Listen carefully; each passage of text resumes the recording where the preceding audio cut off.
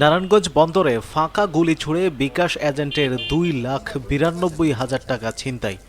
নারায়ণগঞ্জের বন্দরে বিকাশ এজেন্টকে ফাঁকা গুলি ছুড়ে আতঙ্ক ছড়িয়ে তার কাছ থেকে 2,92,000 টাকা ছিনতাই করে নিয়েছে দুর্বৃত্তরা।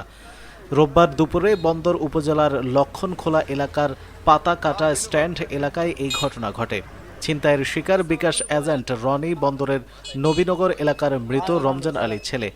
রনি জানান, সকালে বাসা থেকে অফিসে যাবার পথে লক্ষণখোলা পাতাকাটা স্ট্যান্ড এলাকায় আসা মাত্র দুজন দুর্বৃত্ত পথরোধ করে। একজন তার বুকে পিস্তল ঠেকিয়ে সঙ্গে থাকা সবকিছু দিয়ে দিতে বলে। এ সময় তার কাছে থাকা 2,92,000 টাকা ছিনিয়ে নেয়। পরে তারা একটি মোটরসাইকেলে চড়ে পালিয়ে যায়। যাবার সময় কয়েক রাউন্ড ফাঁকা গুলি ছুঁড়ে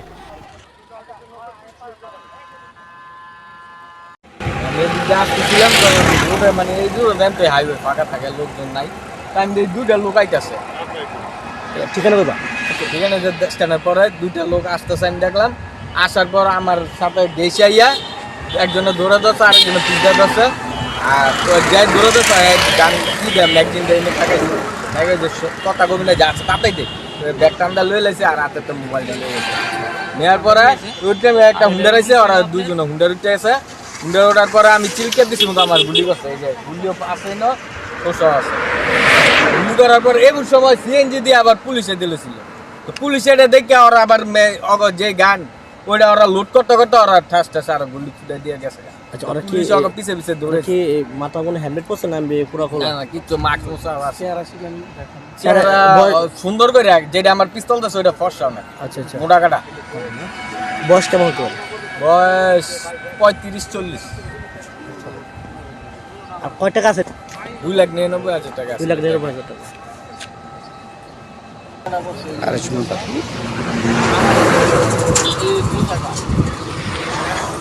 আমার যেটা পায়ে গুলি করছে ওটা করছিল। হ্যাঁ, এই যে ওটা ঠোসাটা এখানে করে আছে,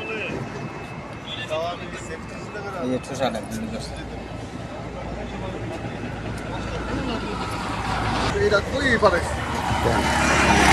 গুলি করার পর আমি ফাল দেওয়ার পরে গুলি আমার পায়ে না লাগে এই যে এনে বাড়ি খেয়ে দিক করছে। এই যে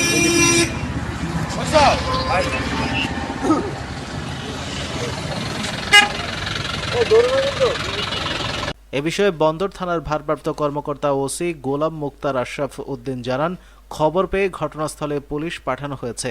তদন্তের পরে বিস্তারিত বলা যাবে। এখনও এ বিষয়ে কেউ অভিযোগ করেনি।